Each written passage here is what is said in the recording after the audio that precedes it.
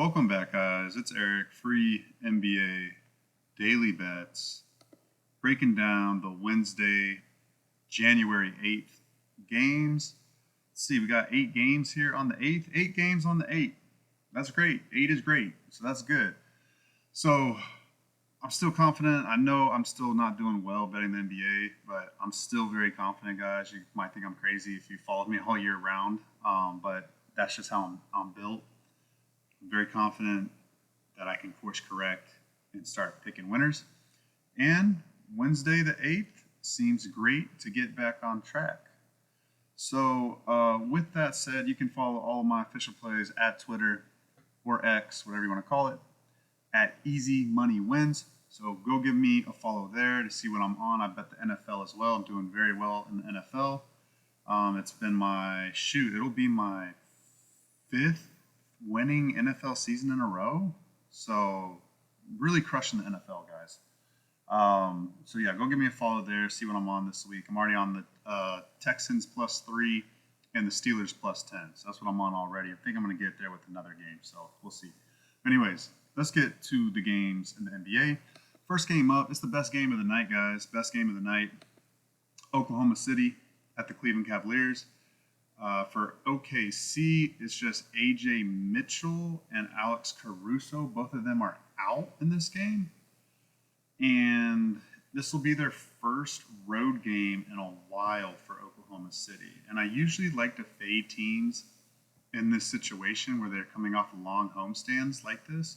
Like they just came off of a 5-game homestand, and I don't have the trends or the data to back this up, but generally I look for this. If I think it's a good spot to fade a team, coming off a long homestand and then playing a road game, especially in a hostile environment, not hostile, I mean like a loud, raucous environment like Cavaliers, like Cleveland. Cleveland has very good basketball fans. They have good sports fans in general. But I don't trust Oklahoma City to start well in this game. I also don't love betting teams that are like trendy, like to the extreme, like the Cavaliers. Like the Cavaliers are winning first quarters and first halves at just a rate that doesn't seem sustainable. But you know what? I don't know. They seem on a mission this year, guys. They're 30-5. They've only lost one home game. Or no, they're 30-4. Sorry, hold on. The Thunder are 30-5 on the season. The Cavaliers are 31-4, and they have only lost one home game this year to Atlanta. So I love this spot for Cleveland. I really do. I really, really do. They've really shown up at home this year against really good competition, and I think it continues. And I think the line, with it being at -2, let's see if it's still there at -2, because that's what I saw it at this evening when I broke it down. It's at -2.5. Is that it now? Let me see. Yeah, it's at -2.5. Yeah, I might have to get on this tonight, guys, because I think it could go to -4. I think it could.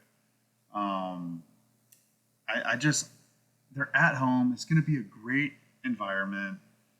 They're just as deep as the Thunder. They're just as good, if not maybe slightly a little bit better offensively for sure. And they have Jared Allen, Evan Mobley down there. Like they're bigger. Like they can shoot. They got depth.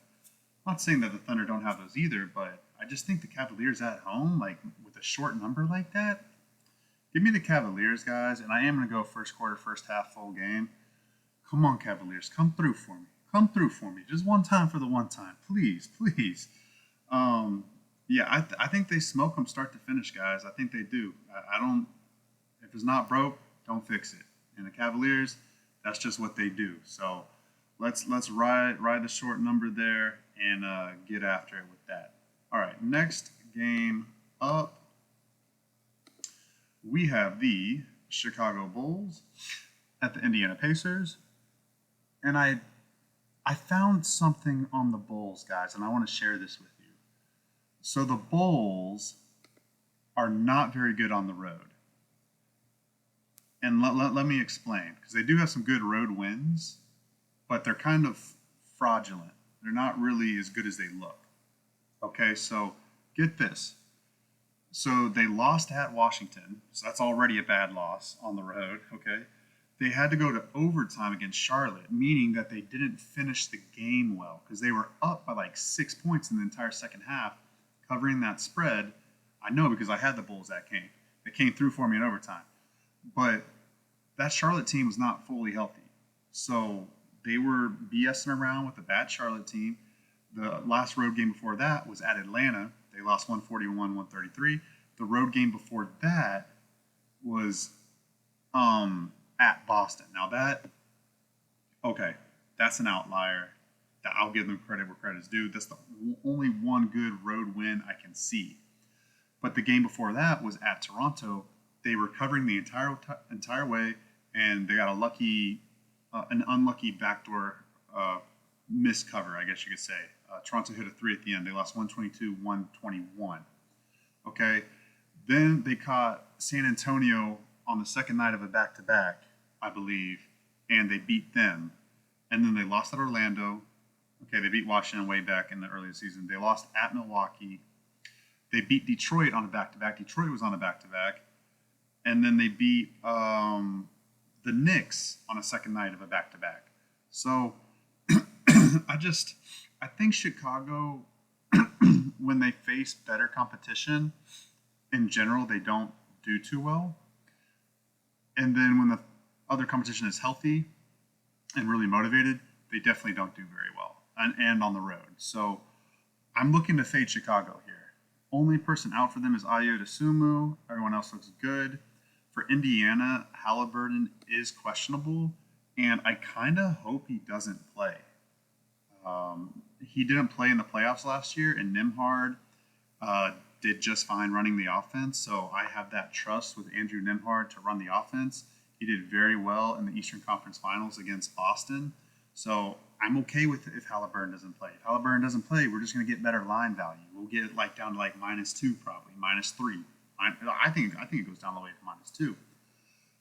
And then also at this time in the regular season, guys, and this happens even in the playoffs, guys. When the star player goes down, it does two things. The other team exhales. So the Bulls will exhale. Okay. All right, we got a little easier tonight. Halliburton's not playing. We're good. We'll take care of business. Thinking that'll be easy take care of business. And then the other part of it is that the Pacers players will all step up their games, okay, because their best players out. And then now they have more sense of self-responsibility to do well because the star player's out. They have more of a burden, more of an expectation now that they need to perform. They can't rely on the best player to get all the scoring and assisting and all that stuff that Halliburton does. So it's really a double-edged sword. And this happens all the freaking time, guys. Just look at tonight. Guys. We'll say the Lakers. Lakers were coming off of a loss. They should have been very motivated. They got the Mavericks without Luka and without Kyrie, and they were on a back-to-back. So what happens, right? Exhale. Oh, they're on a back-to-back. We'll beat Dallas. We'll get Dallas out the way tonight. No, you're not getting them out the way. Dallas got you out the way and took my money. So that's what I'm trying to say, guys. It's it doesn't always work that way, but from the years of me betting the NBA, it feels like that happens more times than not. When the star player goes down, that's usually the team you want to back. Okay, so we'll keep an eye on Halliburton. If Halliburton still plays, I still like Indiana. I think it's at -5. Let me see, -5.5. It is climbing a little bit. We'll see if Halliburton plays or if he doesn't. We'll see. Even if he plays, I still lean Indiana. I think Chicago, for whatever reason, they just can't hang tough on the road. Totals at 241.5. I don't know. Chicago, it's all about Chicago. I mean, both these teams like to play fast, but honestly, Chicago's been kind of weird with the over-unders. They've been playing lower scoring games than they have been. And it's been against slower paced teams, but also, middle of the pack and good offensive scoring teams. So, I don't know. I don't know. I mean, in theory, Chicago and Indiana, it should be a barn burner. It should be going back and forth. It should. Indiana, they're still scoring very well in general. I mean, they're getting there, but even them, they've only hit 120 points. And let's see here. One, two, three, four. Four out of their last 4, 5, 6, 7, 8, 9, 10. 4 out of their last 10 games, they've only hit 120 points. They've been playing some fast-paced teams too, guys. So I don't know. I don't know about that total. I want to say over. I feel like it should go over more times than not, even if Halliburton doesn't play. But I can't get there with that over. And sorry, let me backtrack to the Thunder Cavaliers total. I can only look under. When the best teams play. Sorry, guys. Sorry, when the best teams play, usually there's good defense involved. I mean, if you're a top team, there's good defense. So like when the Cavaliers played, let's see, guys. Well, I forgot. Anyways, the Thunder just played the Celtics the other day, right? And that game went under. It went fast in the first half, and they buckled down and played defense in the second half. The game flew under the total. So I do lean under 227. I think it is a little high. I think it should be in the lower 220s. That's where I would have the total at. Okay, next game up, we've got the Wizards at the Philadelphia 76ers. I'll keep it really brief with the Wizards games, guys. I'm really not looking to. I mean, I should be looking to fade them because they just can't cover point spreads. Honestly, I should just keep trying to fade them. I did with the Pelicans, so I got one thing right. They're 0-3 against the spread the last 3 games. They're a mess, guys. They're a mess. They actually did cover the first quarter and the first half tonight against Houston, but then they fell apart in the second half. And that's kind of what they do. They're very good out the gates, but then they fall apart in the second half. I'll just go over really quickly how much they played and whatnot, and then we'll just keep it moving, guys. Bub Carrington, 34 minutes. Corey Kispert, 33 minutes. Bilal Coulibaly, 30 minutes. Kyle Kuzma did leave with an injury, and Jordan Poole did not play tonight. So they might be without Kuzma tomorrow. They probably will be without Kuzma, and they'll be without maybe Jordan Poole. We'll see. Maybe he comes back. But again, does it really matter with the Wizards? It really never matters who plays for them. They're all just bad. They're just bad. So Philadelphia, they have a lot of injury situations going on. Joel Embiid and Paul George are both out for this game. KJ Martin is still out. Andre Drummond is questionable. And Kyle Lowry. Let's see Lowry. I forget if he's out too. So he's out too. So yeah, so we're looking at Tyrese Maxey, Kelly Oubre, Caleb Martin, Gershon Yabusele, Andre Drummond if he plays. That would be the starting 5. But then the bench is very light. It'll only be Eric Gordon, Ricky Council, Reggie Jackson.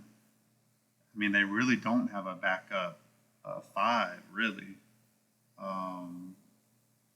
Adam Bona, I don't even think I've ever seen Adam Bona play before. He's 6'10". Oh, he was a second-round pick this year. He'll probably get some burn against the Wizards tonight, guys. So, but with all that said, I mean, the thing is that the 76ers have been losing. I think they're a 2-game losing streak. No. They've lost 3 out of their last 4. So I do like them to win. And this keeps holding true, guys. And I just keep reiterating on this podcast to like, there's 2 things. There's 2 things, guys. One, don't overthink it. If the team's going to win, they're most likely going to cover the point spread. Just look at tonight. I've been saying it every night on this podcast for like the past week. Okay. Charlotte won and covered. Obviously, they were an underdog. Houston won and covered at Washington. Dallas won and covered because they were a dog. Minnesota won and covered as a favorite. Atlanta, that's the only game tonight, guys, where the team that was favored didn't cover the spread and won. So Atlanta won at the buzzer with Trae Young from half court. their line was like -5.5, -6, and they only covered by they only won by 3. So that's the only game tonight because Boston won and covered, and then Miami. Man, the Warriors are a freaking mess, guys. Miami won and covered off of a back-to-back game and double overtime. Go figure, right? And they won by like 16 points, and they won as a dog outright. So literally, if you can pick the winners, and now that's a little difficult because a lot of dogs win in the NBA every night, especially in January. But if you can pick the winners, even like in the beginning of the season, like an NBA Cup, this happens all the time, guys. Like every night, there's only one team, usually 1 or 2 teams, sometimes 3, but usually it's only 1 or 2 teams that win and do not cover the point spread. So if you know a team's going to win, you feel pretty damn good about it, they're probably going to cover the spread. Even the bigger spreads, even the spreads around like 8 and 10, like they cover those spreads, guys. Okay, let's keep it going, guys. Let's keep it going. I'm done with this game. I'll read off the lines. It's 76ers. Ooh, it's come down a little bit. -9.5. I don't agree with that. I know it's because like everybody's out for the 76ers, and maybe Jordan Poole plays for the Wizards, but I don't know. -9.5 seems a little low. The total came down a little bit too. It's a 216. 108 plus 4 would be like 112.5 for 76ers team total. I still don't feel good about that. And I don't feel good about Wizards team total under. So, because they're on a back-to-back. Like, I don't think they're going to play any defense. I'm off that game, guys. I don't want to talk about Wizards games. I'm so sick of that team, man. I just need to start fading them. Like, honestly, sorry, guys. I hate to talk about the Wizards so much. So I feel like every single time I'm on here, I'm like, I'm not going to talk about them. I'm not going to talk about them. And I just keep talking about them. They're 12 and 20 against the spread. So that's 37%. So like, if you just blindly fade Washington, you will win money. So I'm looking to do that more, guys. I'm trying not to be afraid to keep fading Washington because like they're just that freaking bad, especially on the road. Okay, next game up. We've got the Toronto Raptors at the New York Knicks. This game's really annoying because the spread's at -12, and I want to bet the Raptors, but the Knicks are on a 3-game losing streak, and the Knicks are one of those teams that when they really focus and get their stuff together, they deliver and they bring forth a very, very, very good game. But with that said, even though it's -12, so forth, Toronto's very healthy, and I don't know. I think Toronto can stay close, but I don't know. They've been healthy now for a couple games, and like they put together good performances, and then they just put together awful performances. So I'm just like, I don't know. And then also they're another team on the road where they're just atrocious. If you look at their last 3 road games, gave a 125 to Boston, 155 to Memphis, 139 to this New York Knicks team on Monday, December 23rd, and 114 to Miami. Like they're not good on the road, guys. They're just not good on the road. So, and this is the first night of the back-to-back. They play Cleveland tomorrow night. And backtracking to the Cleveland Cavaliers game against OKC. I'm not worried about that because it's a home and home for Cleveland. I forgot to mention that. They're not worried about Toronto, guys. They're not worried about Toronto. They can beat Toronto with backups, and they don't care. They're going to try to beat Oklahoma City. Donovan Mitchell will play 38, 40 minutes if he has to. All right, back to this game, Toronto and New York. So, the other thing is that they've lost to New York, is it 2 times or 3 times already this year? 2 times already this year, and recently too. So, Toronto, they've lost the past 2 games. You know, they had an 11-game losing streak before they beat Brooklyn on January 1st. So, but they're healthier now. They got Bruce Brown back, R.J. Barrett, Emmanuel Quickley, Jakob Poeltl, Scotty Barnes. Like, the talent in the team isn't trash. Like, they're not a trash group of players. I think 12's too many points. I really do. And even with the Knicks being super focused. Now, Karl Anthony Towns is questionable for this game.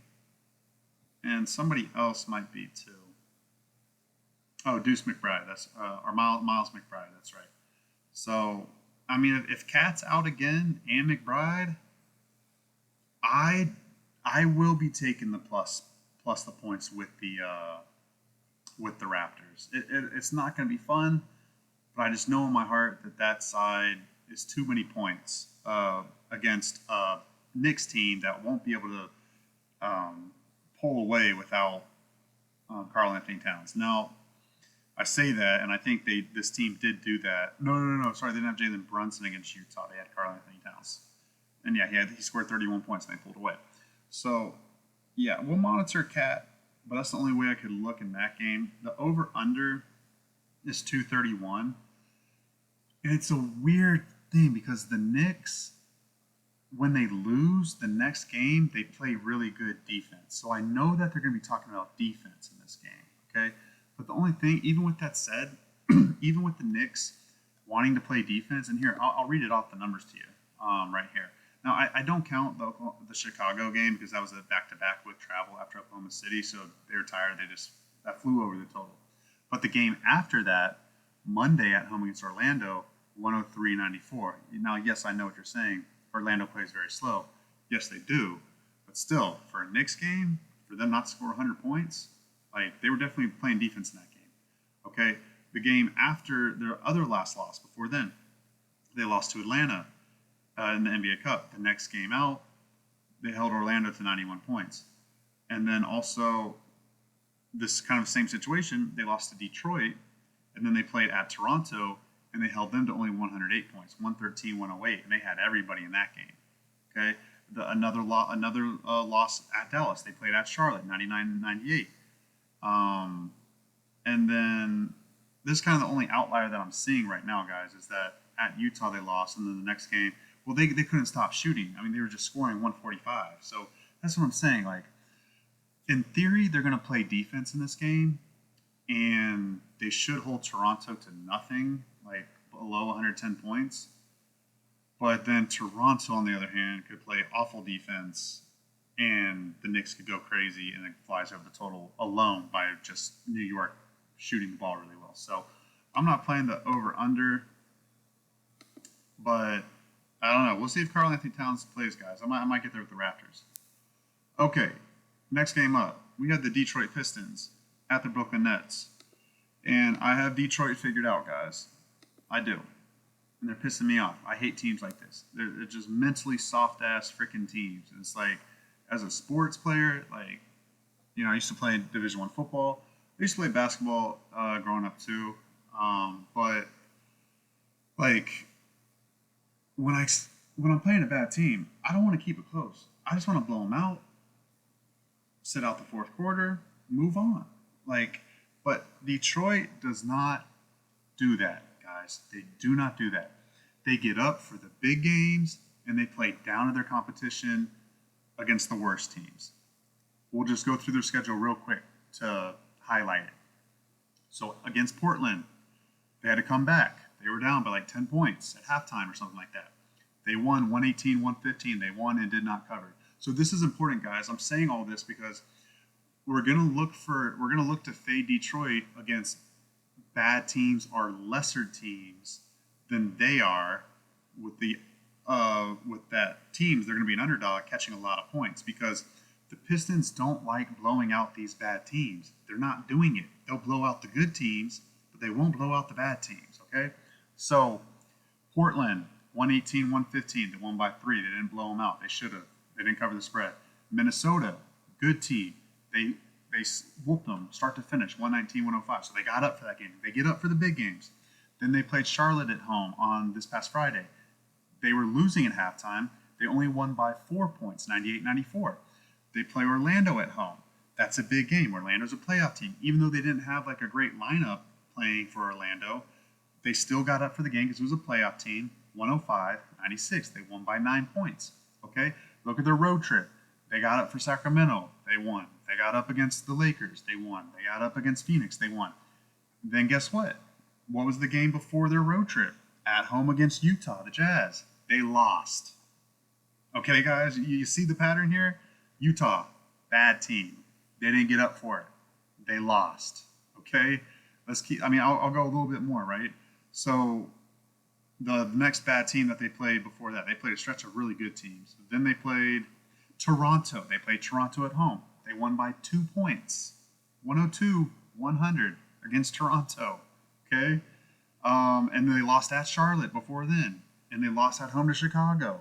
So that's the Detroit Pistons, guys. They like playing close games against bad competition. They'll get up for the really good teams. So with that said, they're playing at Brooklyn, and it's the first of a back-to-back. They play at home against Golden State tomorrow, Thursday. So that's definitely a bigger game against Golden State when Steph Curry comes to town. The whole arena is going to be filled up. They only come to Detroit one time a year. Golden State does. So that arena is going to be filled. They know it's going to be filled. It's going to be a lot of good energy in there. Yeah, so they're not thinking about Brooklyn. In my mind, they're not. Okay, so the line is already at plus 7.5, and I love that for Brooklyn. Ooh, there's a plus 8 popping up. The only thing for Brooklyn is that their lineup is so freaking bad that we got to see who's playing. Let's see here. Injury report. Ben Simmons is questionable. D'Angelo Russell's already ruled out. Cameron Johnson, I don't know. And Cam Thomas, I don't know. So those guys didn't play the last game against Philadelphia or Indiana.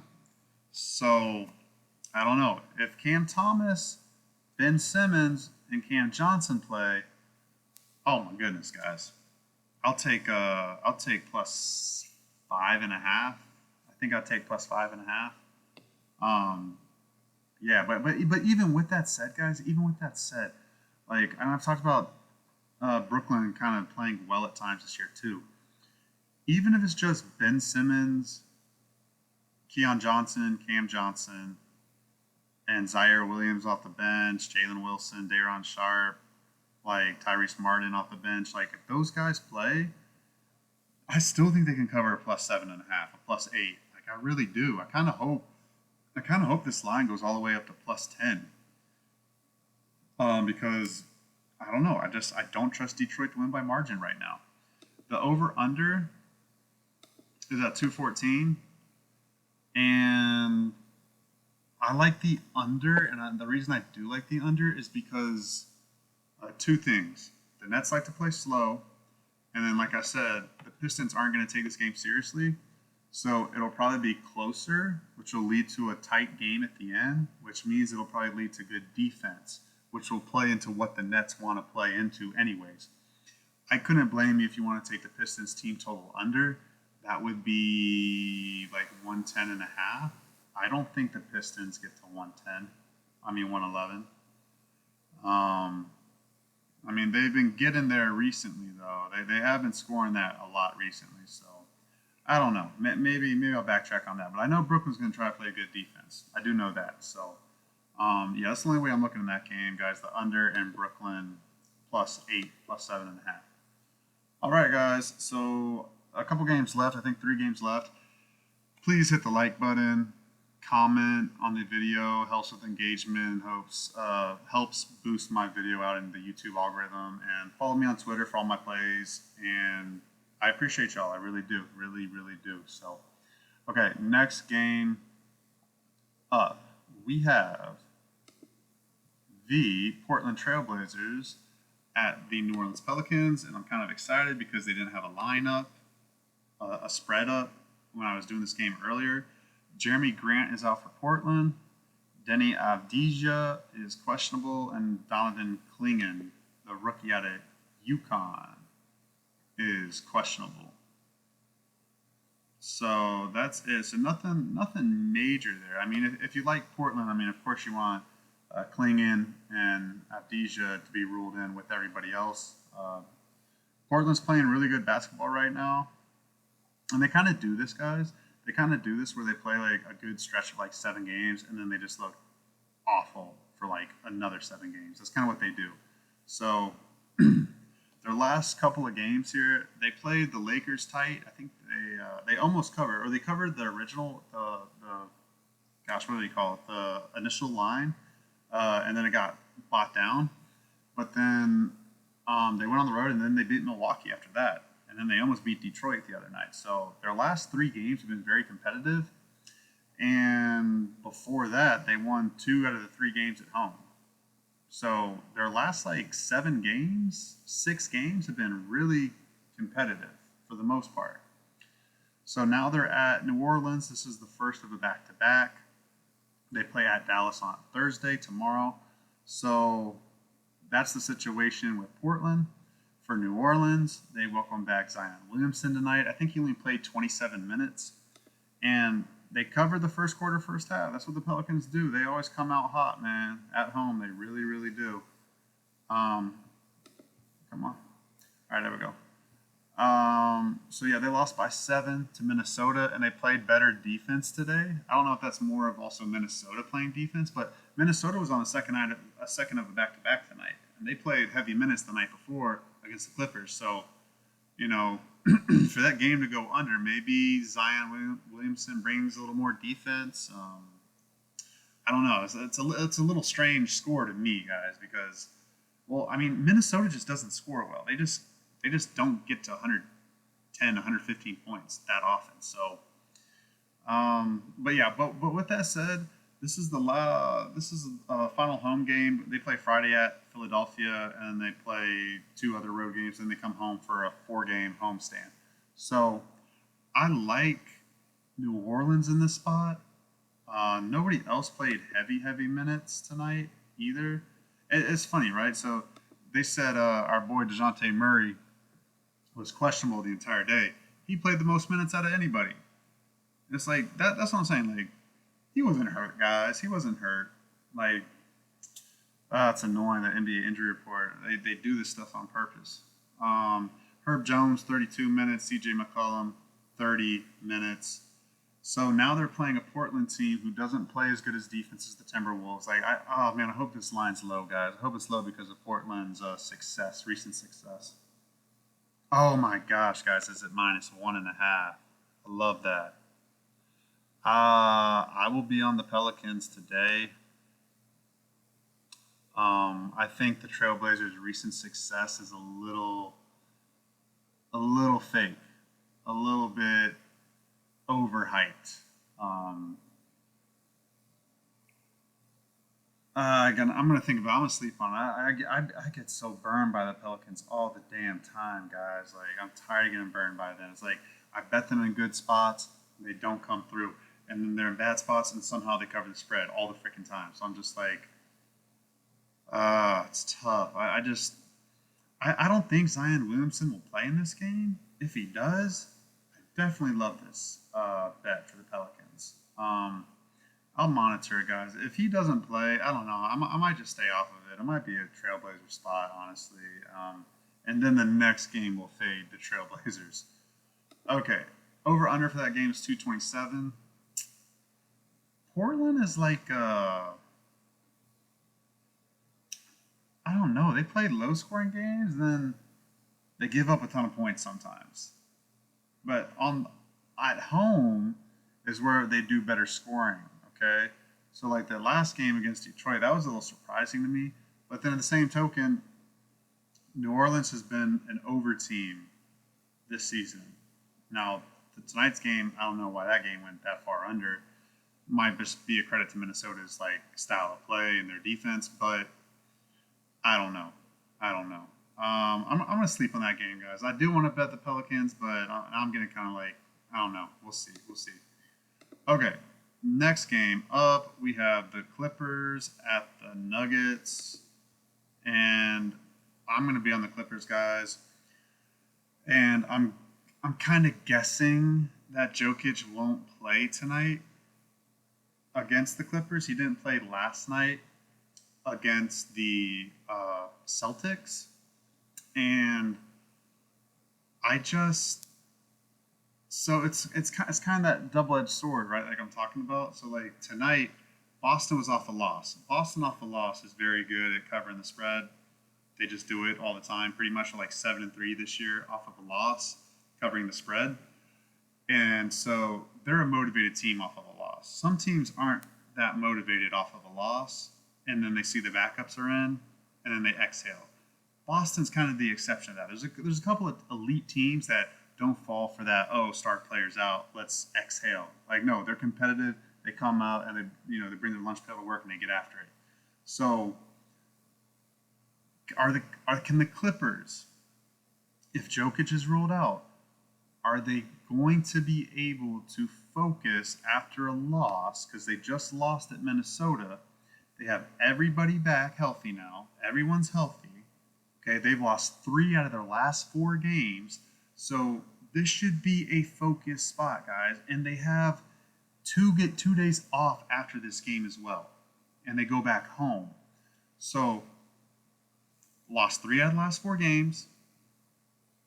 Playing a team probably without Jokic. And I don't know that for sure, but Jokic had to leave the arena today 2 hours before the game. Like he was that sick. You know what I'm saying? So I don't think he plays tonight.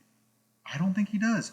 But even if he does play, I still like the Clippers in this spot. I do. I really do, guys. Everyone's healthy. It'll be like the 3rd or 4th game that Kawhi Leonard's played back with them. And I just know Ty Lue gets this team to respond after losses. Let's see. Let me see. Well, no, he has had a couple of losing streaks this year. They do kind of fester a little bit. So maybe I'm misspeaking there a little bit, but I think it is. I think it's well, they lost to Oklahoma City. I mean, you can't fault them for losing to OKC. They lost at Denver already this year. They beat Denver at home. And they beat Denver at Denver in the second game of the season. So they could clinch the tiebreaker with Denver with a win here. Denver wants to do that to get even tonight. But I just don't love the spot for them. And if they're without Jokic, I do think that the Clippers stand up. Having the day off yesterday, having 2 days off ahead of them, against a good opponent, against their old teammate in Russell Westbrook. Like, I think they get up for this game. I think they win this game. The line is at -1 for the Clippers, and I like that. I agree with it. I think the Clippers are going to win this game. I will be betting the Clippers tonight, and over-unders at 225. Without Jokic, I'm leaning under the game today between Boston and Denver did go under. It was like 232 was the total or something like that. And the game ended 224. Let's take a look at how long everybody played. For Denver, Michael Porter Jr., 36 minutes. Jamal Murray, 39. Russell Westbrook, 33. Peyton Watson, 34. So, I mean, the older guys played heavy minutes. Russell Westbrook, Jamal Murray, Michael Porter Jr. So, yeah, I don't like the spot for Denver, guys. They don't like losing. They really don't like losing, but they're going to get outclassed tonight. They're going to get outclassed tonight by a team that needs to start winning and responding, and that is the Los Angeles Clippers. I lean under, guys. I lean under. Let's take a look at 2 games back for Kawhi Leonard, and they've held teams to, sorry, that's my alarm, guys. They held teams to 105 and 108. So with Kawhi back in, that's an under team, guys. An under team. Let me see the trends on the Clippers real quick. Over, under. So for the Clippers, yeah, they're an under team without him this year. They're 13 and 22 to the under. Denver is 22 and 13 to the over.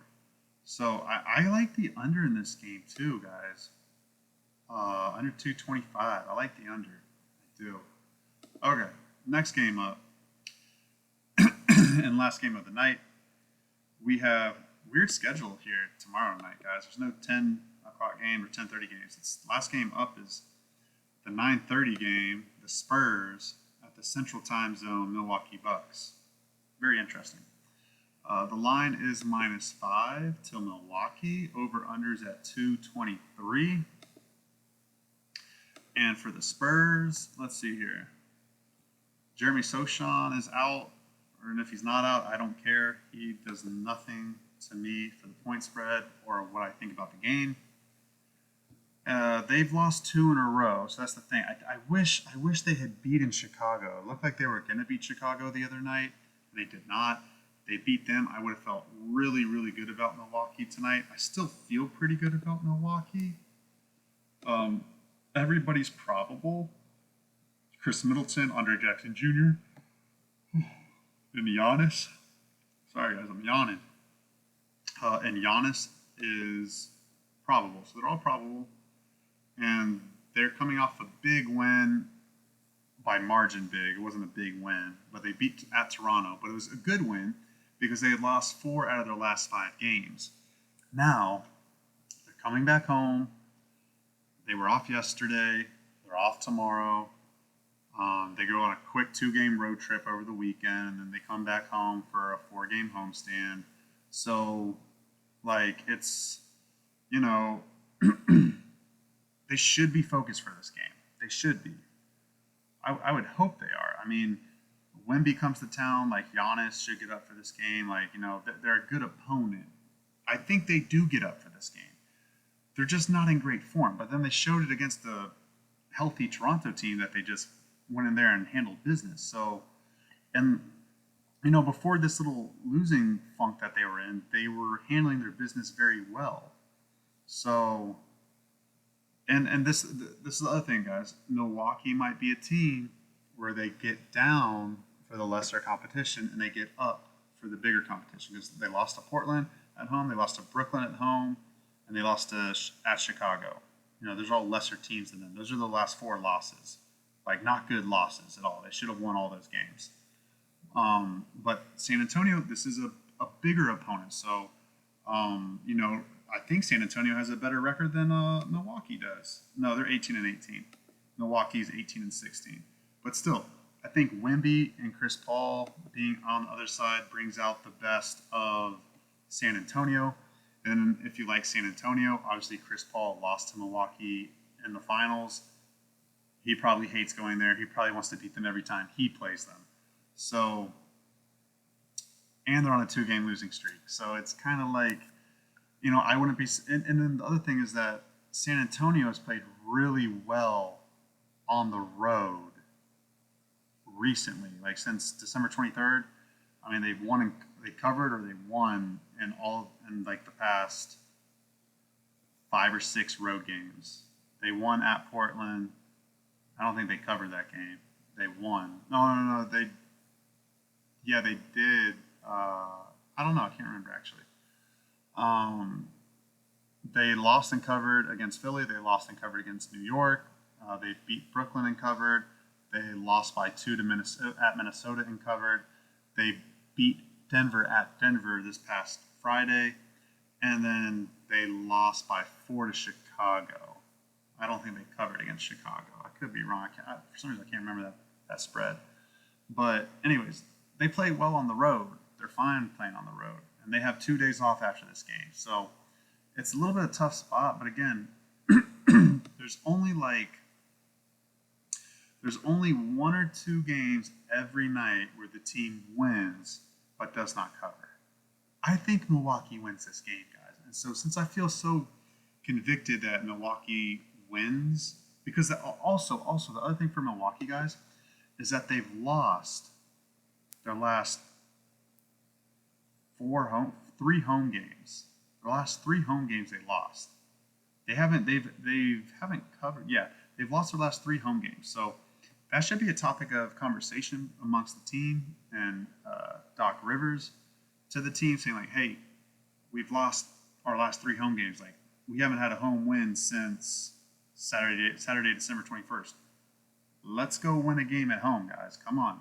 So even though San Antonio's on a 2-game losing streak, I like Milwaukee to win.